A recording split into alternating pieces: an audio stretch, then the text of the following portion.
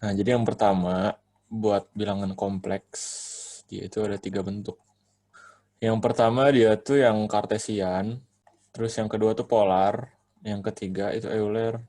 Kalau kartesian, dia tuh yang biasa, yang A plus IB itu sama dengan sekian, sama dengan Y misalnya.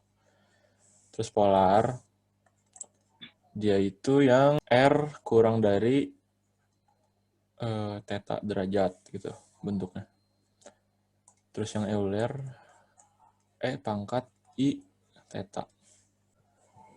Nah, di materi ini kita tuh sebenarnya bahasnya ini doang, bahas intinya tuh ngubah dari sini ke sini, atau dari sini ke sini, atau dibalik dari sini ke sini, dari sini ke sini, gitulah. Di bab ini teh. Nah, yang pertama, kita belajar dulu ngubah ke polar. Berarti yang ini kan, R kurang dari theta. Misalnya gue punya bilangan kompleks sama dengan 3 plus 4i. Ini kartesian kan? Ini coba ubah ke polar. Caranya gimana? Yang pertama, polar kan dia butuhnya R sama theta. Si R itu rumusnya adalah si ini. Bilangan akar dari bilangan real kuadrat tambah bilangan kompleksnya kuadrat. Berapa nih? Pasti ini kan, langsung aja ya, bisa kan? Iya, bisa. Nah, terus yang theta, atau biasanya disebutnya argumen sih yang theta tuh. Theta itu nilainya tangan inverse bilangan kompleks, bilangan apa sih ini namanya? Imajiner dibagi bilangan realnya. Ini hasilnya berapa nih? Berapa tuh? 53,1 bukan? 53,1. Nah, ini udah kita ubah aja ke sini, masukin ke bentuk dasarnya. R-nya 5, theta-nya 53,1. Udah ini kelar. Terus kalau kita ubah ke Euler. Ke Euler berarti salah kita ini. Ini ada kurang R di sini bentuk Eulernya. Udah deh, ini kan sama-sama nih variabelnya R sama theta, tinggal kita masukin aja. Berarti R-nya berapa? R-nya 5 dikali F angkat theta-nya berapa? 53,1 I. Nah udah. Oke, udah ya, bisa ya. Nah, sekarang kita balik nih, kalau dari polar atau dari Euler ke kartesian gimana caranya? Nah, biar gampang, si polar ini sebenarnya bisa direpresentasikan dengan gambar grafik. Nah, si R tuh biasanya kayak gini. Nah, ini si R, ini adalah theta. Terus ini di X-nya adalah A, si ininya bilangan imajinernya gitu. Nah, sebenarnya kalau di PPT mah ditulis nih banyak rumus-rumusnya kayak beda-beda gitu loh. Cuman kalau gue bikin gampang aja. Kita ini masih ingat nggak yang cos sama dengan apa, sin sama dengan apa?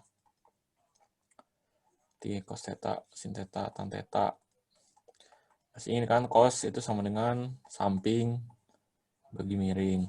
Sin depan bagi miring. Terus tangan depan dibagi samping, sami demi sama desa. Nah, kalau kita pakai konsep ini doang, kita udah bisa ngubah dari polar ke kartesian. Jadi kayak nggak perlu ngafalin nilai A sama dengan R cos theta misalnya. Terus si B-nya R sin theta. Nggak usah kayak gitu, ribet. Mending kita ingat aja si konsep ini, sami demi sama desa. Terus kita terapkan ke grafik ini. Dari untuk ke kartesian, kita kan butuh nilai A-nya berapa sama B-nya berapa kan? Nah, dari ke polar kan pasti diketahui nih si R-nya berapa sama theta-nya berapa. Nah, gimana caranya dengan diketahui R dan theta ini kita bisa dapat A? Terus gimana caranya dengan diketahui R dan theta ini kita bisa dapat B? Kita lihat aja. Ini kan karena theta-nya di sini, berarti ini bagian depan, ini bagian samping, ini bagian miring, ya nggak? Ya. Nah, berarti gimana cara ngehubungin si R ini sama B dan sama A? Nah, barulah kita pakai ini, si kosintan ini. Mana yang menghubungkan antara R dengan A? Berarti samping sama miring. Mana yang menghubungkan samping sama miring? Ini kan yang cos. Hmm.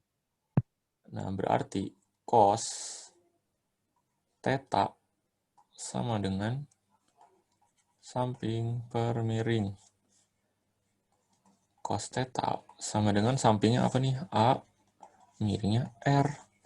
Berarti si A itu adalah R cos theta. Cos. Nah, dapat nih si A-nya. Sekarang si B. Apa yang menghubungkan R dengan B? B kan sama aja kayak di sini nih. Ini B kan. Berarti si B ini posisinya di depan. Nah, apa yang menghubungkan depan sama miring? Demi. Nah, berarti yang sin. Tulis lagi sin theta sama dengan depan dibagi miring.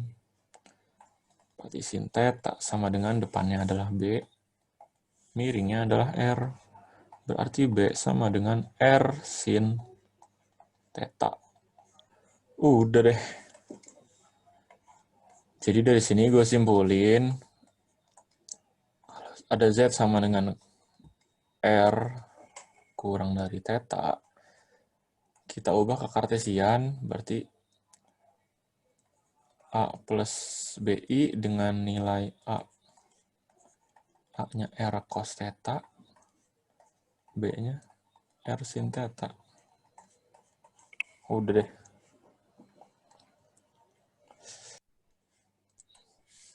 Udah ya, kalau kali-kali bagi, terus tambah kurang udah bisa belum? Gimana tuh? Udah bisa gimana? Kayak misalnya ada Z1 kali Z2, Z1 bagi Z2, atau Kalau Z1 kali tambah. kalau kali itu gimana? Kali bagi. Coba ajarin aja, Di. Takut salah gua. Oke, misal gua punya Z1 sama dengan 3 tambah 4I. Ya, Z2 sama dengan 2 tambah 5I deh. Nah, kali pelangi ya? iya kali pelangi. Berarti Oh, udah Z1 aman. kali Z2-nya 3 plus 4I tambah, kali 2 plus 5I. Tinggal kali ini. Aman lah. Kalau bagi gimana tuh? Dinaikin ke atas apa gimana? Nah ya kalau bagi naikin ke atas. Kali sekawan. Kali sekawan. 3 plus 4I. Pokoknya I-nya nggak boleh ada yang di bawah aja. Nah udah gini. Dikaliin lah dengan si bawah ini. Tapi apa sih aksennya edit ya? Yang kebalikan tuh. Jadi minus ya? Nah, di minus. Nah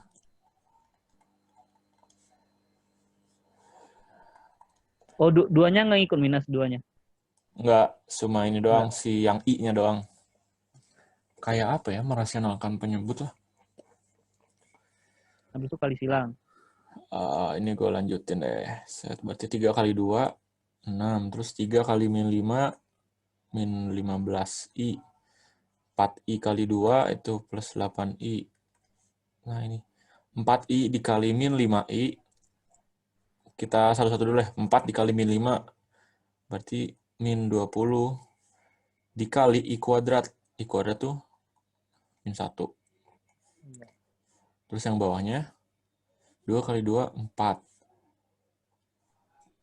2 kali min 5, 10, min 10. Terus ini plus 10, berarti habis kan sama dengan 0. Ya, Terus tinggal kaliin yang ininya aja. Berarti 25. plus 25 ya? Atau enggak deh, min 25 dikali min Minus, 1. minus. Nah, berarti 6 plus 20, berarti 26. Min 15 tambah 8. Berapa tuh anjir? Ngelek gue. Min 7. Min 7i dibagi 4 tambah 25. 29. Udah gini. Paling kalau disuruh nentuin mana real, mana imajiner, dipisah aja. Berarti 26 per 29. Min 7 per 29. I. Nah. Udah itu kali sama bagi. Atau misalnya nih, si soalnya dalam bentuk yang Euler. Kalau soalnya dalam bentuk Euler, misal Z1 sama dengan 4E pangkat berapa nih? 10 derajat I, terus Z2-nya itu 7E pangkat 60 derajat I. Berarti Z1 dikali Z2-nya sama aja kayak perkalian eksponen. Berarti 4, langsung aja deh. Yang R-nya dikali R berarti 4 dikali 7 dikali E pangkat si ininya tambahin 10 derajat tambah 60 derajat I. Berarti ini 28 E pangkat 70 I. Nah, kayak gitu kalau yang Euler mah. Kalau bagi ini berarti tugasnya tinggal masukin doang kan ini kan? nanti tinggal dihitung aja. Iya. Kalau dia kayak gini gimana di yang langsung pangkat 5 gitu? Biar cepet ngolahnya deh. Ada nggak? Pangkat 5. Oh, bisa. Ini yang bisa ya, yang bagi ya. Sama aja sih, Iya. antara hasilnya 4/7. Berarti E pangkat 10 kurang 60. 50 I. Gitu. Kalau nih, ada Z sama dengan 10 E pangkat 45 derajat I. Z pangkat 5-nya berapa? Berarti sama aja kayak 10 E pangkat 45 derajat I pangkat 5. Nah, masih ingat nggak kalau ada A kali B? Itu pangkat X. Misalnya itu hasilnya adalah A pangkat X dikali B pangkat X. Pangkatnya masuk gitu. Berarti ini hasilnya 10 pangkat 5 dikali dengan E pangkat 45 derajat I dikali 5. Udah gitu kalau pangkat. Oh gitu doang, nggak usah sampai selesai gitu. Nggak usah. Di PPT ada nih soalnya. Kalau akar-akar gini gimana tadi? Sama aja, misalnya ada Z-nya sama ini ya. Ya. Terus kita cari akar Z. Z kan sama, akar kan sama dengan pangkat setengah. Ya. Berarti 10 pangkat 45 derajat I dipangkatin dengan setengah. Sama aja caranya kayak yang pangkat biasa jadinya. Kalau yang 10 ada pangkat setengah. 4 gitu gimana tadi? Ada angka lagi. 3 akar Z berapa gitu. Oh, ini ya. Z. Ya. Akar Z. Akar 4 dari Z gitu ya. Ya gitulah. Nah, ini kita balik ke sifat akar. Kalau ada Z pangkat A diakarin dengan B, ini hasilnya adalah Z pangkat A per B. Oh. Yang di dalam jadi di atas, yang di luar jadi di bawah gitu. Nah, berarti ini gimana? Ini kan sama aja kayak pangkat Kayak 1 gitu nih tadi kan. dalamnya. Berarti ini sama aja kayak Z pangkat 1/4. Nanti kerjanya sama kayak pangkat yang di atas itu. Mantap aja. Tercerahkan gue. Dah, itu satu nomor ya. Ya, mantap Di. Ayo, udah deh tinggal kerjaan latihan soal. Nah, oke. Ada yang lupa nih, tambahan deh. Tentang kuadran. Ini urusannya dalam menentukan ini ya, menentukan argumen, menentukan si theta. Jadi misal gue punya ada Z1 sampai 4, dan dia bilang kompleksnya bernilai segini. Ini, oh sorry. Nah, suruh nyari berapa tetanya. Oke, kita gambarin dulu deh ya, biar lebih kebayang. Ada grafik, ini bagian realnya. Ini bagian imajiner. Yang Z1 dulu, kita pakai oranye deh. Z1, sumbu realnya 3, sumbu imajinernya 4. Berarti dia si R-nya kesini dan tetanya sini. Berapa tetanya? Pakai rumus yang tangan tadi kan, tangan inverse. 4/3. Hasilnya adalah 53,1 derajat. Nah, sekarang yang kedua, Z2 sama dengan min 3 plus 4I. Berarti realnya adalah min 3. Imajinernya tetap 4 sama ya. Berarti dia R-nya ke sini.